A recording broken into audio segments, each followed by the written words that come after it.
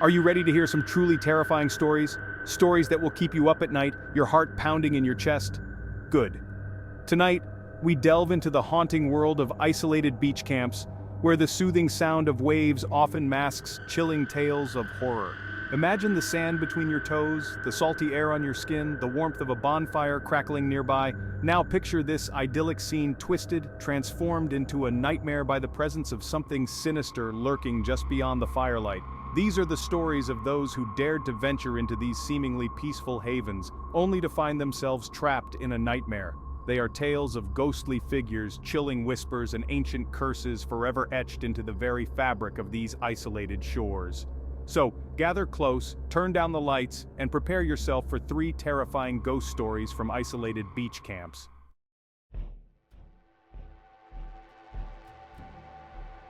Nestled amidst towering cliffs and shrouded in an eerie silence, Shadow Cove had always been a place of unsettling beauty. The waves crashed against the rocks with a haunting rhythm, as if whispering secrets of the past. Locals whispered tales of its haunted past. Stories passed down through generations, but a group of friends, eager for adventure, dismissed them as mere folklore. They were drawn to the mystery, the thrill of the unknown. They set up camp as the sun began its descent, painting the sky in hues of orange and purple. The beauty of the sunset was mesmerizing, casting a warm glow over the cove. The friends laughed and joked, their voices echoing in the stillness of the cove. They felt invincible, as if nothing could touch them in this secluded paradise.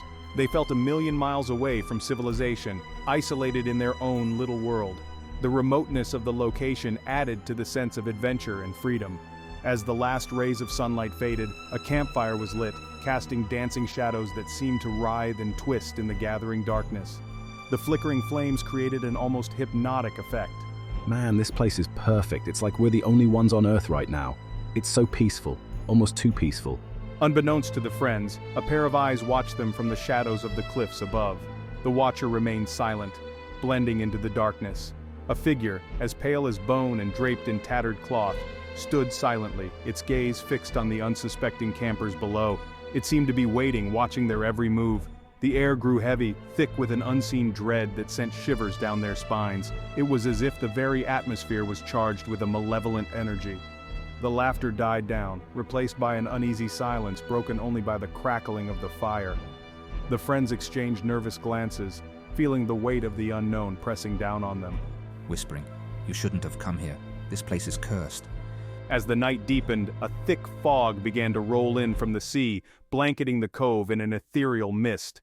The fog seemed almost alive, swirling and shifting in the moonlight. The temperature plummeted, sending a chill through the air that seemed to seep into their very bones.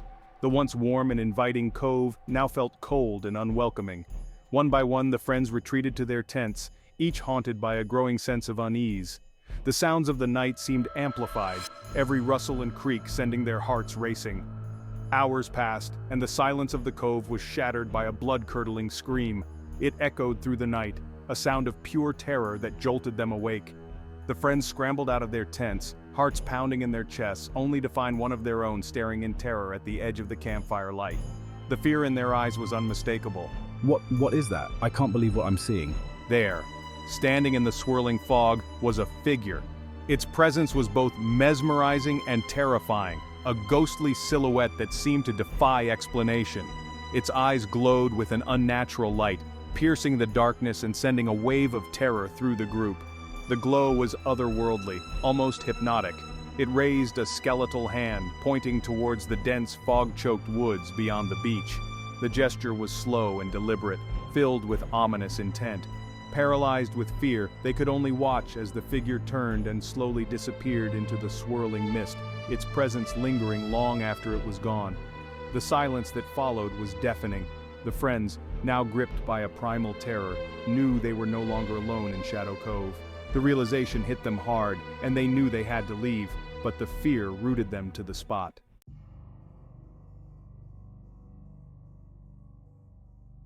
Whispering Sands, they called it. A secluded stretch of coastline known for the strange whispers that seemed to emanate from the dunes on moonlit nights. The whispers were a mystery, a haunting melody that danced on the wind, leaving those who heard it with an inexplicable sense of dread.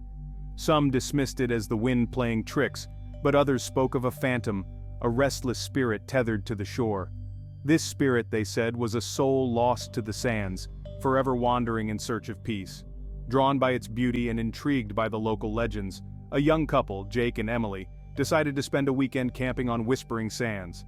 They were adventurers at heart, always seeking the thrill of the unknown. As they set up their tent, a sense of unease settled upon them. The air felt thick with anticipation, as if the very dunes were watching their every move. The air was still, unusually so, and the silence was broken only by the rhythmic crash of waves against the shore. It was a silence that seemed to hold its breath, waiting for something to happen. This place is beautiful, but I don't know, it feels kind of eerie, don't you think? It's like the beach itself is alive, whispering secrets we can't quite hear. As dusk painted the sky in shades of purple and orange, they built a small fire, seeking comfort in its warmth and light. The fire crackled and popped, a small beacon of normalcy in an otherwise strange place. The flames crackled, casting dancing shadows that seemed to twist and contort, taking on eerie shapes in the periphery of their vision. Each flicker of light seemed to bring the shadows to life, creating figures that danced just out of sight. They shared stories, laughter occasionally breaking the silence, but an underlying current of unease lingered in the air. It was as if the very atmosphere was charged with an unseen energy, a presence that watched and waited. As night fell, the whispers began. They started as faint murmurs, barely audible above the sound of the waves, but soon grew louder, more insistent. Faint at first, barely audible above the rhythmic roar of the ocean, they seemed to spiral from the heart of the dunes, carried on the cool night breeze. The whispers seemed to carry stories of their own, tales of sorrow and longing. The whispers grew louder, weaving themselves into the fabric of the night. Their voices a chorus of unintelligible murmurs that sent shivers down their spines. It was as if the very air was alive with voices from another time. Whispering, "Help me, please." The voice was faint, almost drowned out by the other whispers, but it was there, a desperate plea that cut through the night. Sleep offered no escape from the unsettling whispers. They seemed to grow louder, more insistent, as if demanding to be heard. They seemed to seep into their dreams, transforming into chilling screams and desperate pleas for help. The whispers became screams, the murmurs became cries, and the night was filled with the sounds of the lost. Jake tossed and turned, his mind conjuring images of spectral figures lurking in the shadows beyond the firelight. Each shadow seemed to hold a figure, each flicker of light revealing a new horror. He glanced over at Emily, her face pale in the flickering light of the dying embers. Her eyes were wide with terror, reflecting the fear that gripped her heart. Her eyes were wide with terror, her breath coming in short, shallow gasps. She looked at him, her eyes pleading for reassurance, for some sign that everything would be all right. She clutched his hand, her grip so tight it was almost painful. It was a grip born of fear, a desperate attempt to hold on to something real in the face of the unknown. "Emily, did you hear that? It's like they're getting closer." The whispers, they seem to be surrounding us, closing in. The whispers seemed to be growing louder, closer, as if the source was moving towards them, encircling their fragile haven. It was as if the very dunes were alive, moving closer with each passing moment. They felt exposed, vulnerable on the vast expanse of the beach, the thin fabric of their tent offering little comfort against the unseen force that pressed in on them. The tent felt like a flimsy barrier against the unknown, a fragile shield against the whispers. Hours crawled by, each one an eternity. Time seemed to stretch, each minute a lifetime as they waited for the dawn. The whispers became a cacophony, driving them to the brink of madness. It was a symphony of terror, a chorus of voices that seemed to come from everywhere and nowhere. Just when they thought they could take no more, silence descended. It was a silence so deep, so profound, it seemed to swallow the very sound of their breathing. A silence so profound it was more unsettling than the whispers themselves. It was a silence that held its breath, waiting for the next whisper, the next sound, the next terror.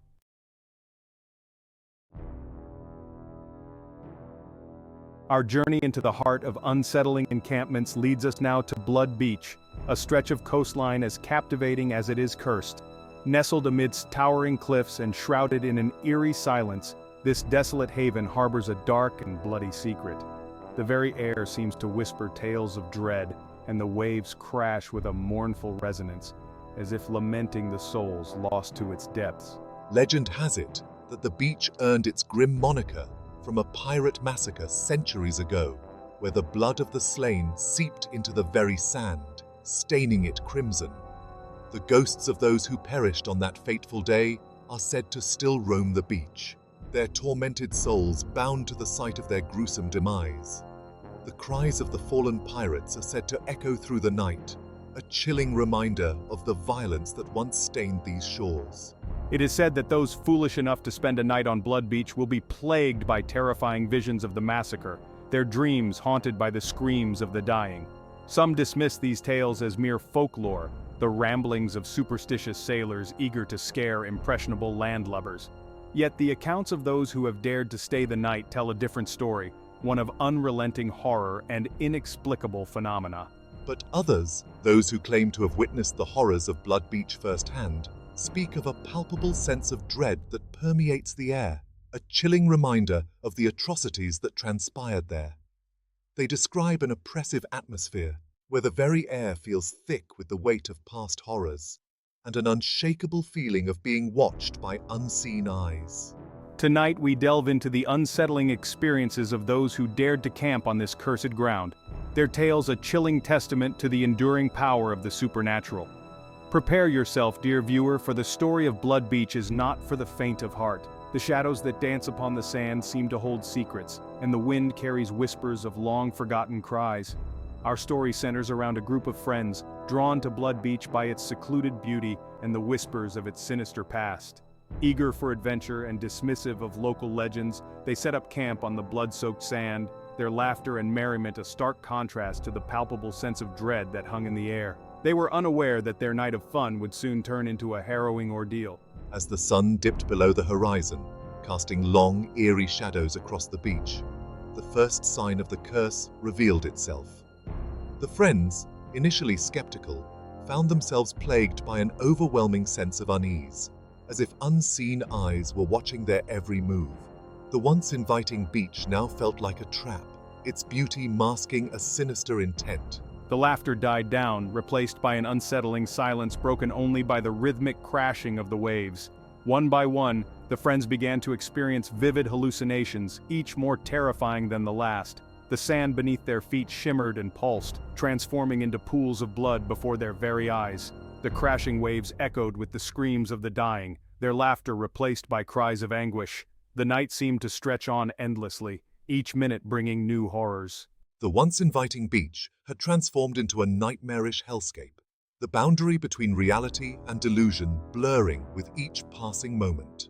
As darkness enveloped the beach, the friends found themselves trapped in a waking nightmare, their sanity slowly unraveling under the weight of the curse. The very ground seemed to shift beneath their feet, and the air was thick with the scent of blood and decay. As the night wore on, the visions intensified, their grip on reality slipping further into the abyss of madness. One of the friends, a young woman named Sarah, found herself plagued by visions of the pirate massacre, the ghostly figures of the slain appearing before her. Their faces, contorted in expressions of agony and terror, reached out towards her, their bloody hands leaving streaks of crimson on her arms. She could feel their cold touch, a chilling reminder of their eternal torment. Another member of the group, a skeptical young man named Mark, who had initially scoffed at the legends, was confronted by the ghostly apparition of the pirate captain. The spectral figure, his eyes burning with an infernal fire, pointed a spectral cutlass at Mark, his voice a guttural growl that seemed to emanate from the depths of the earth. Mark's bravado melted away, replaced by sheer terror as he realized the legends were all too real. Driven to the brink of madness by the relentless onslaught of terror, the friends turned on each other, their fear and paranoia fueling their descent into chaos. Suspicions ran rampant as they accused one another of being responsible for the haunting, their bonds of friendship strained to the breaking point. The curse had not only brought forth the spirits of the past but had also sown seeds of distrust and fear among the living. As the line between reality and nightmare blurred beyond recognition, the friends found themselves trapped in a terrifying game of cat and mouse with the supernatural, their every move shadowed by the malevolent spirits of Blood Beach. The shadows seemed to come alive, twisting and contorting into grotesque shapes that mocked their every step. With each passing moment, the horrors inflicted upon them intensified, their minds teetering on the precipice of insanity. Sarah, her sanity shattered by the relentless visions, fled into the darkness, the ghostly pirates in hot pursuit. Her screams echoed across the desolate beach, a chilling testament to the torment that consumed her. The darkness seemed to close in around her, the ghostly figures relentless in their pursuit. Mark, his skepticism replaced by sheer terror, desperately searched for his friends, his cries for help swallowed by the relentless crashing of the waves. The ghostly pirate captain, his spectral form flickering in and out of existence, stalked his every move, his laughter a chilling reminder of the curse that held them captive.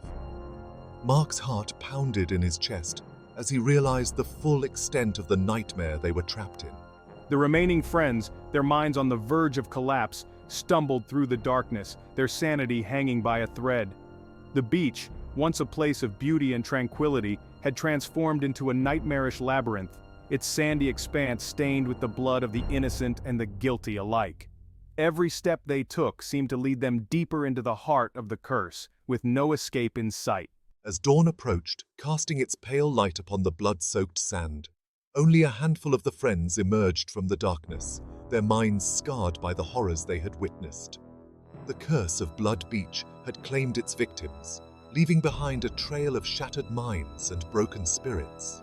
The beach, now bathed in the soft light of dawn, seemed almost peaceful, but the memories of the night would haunt the survivors forever.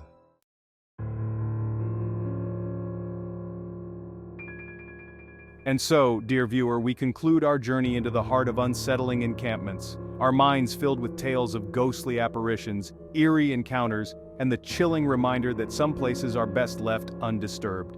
The stories we've shared tonight serve as a chilling reminder that the boundary between our world and the realm of the supernatural is often thin and easily breached. As you drift off to sleep tonight, may you find comfort in the knowledge that these tales are merely stories, or are they?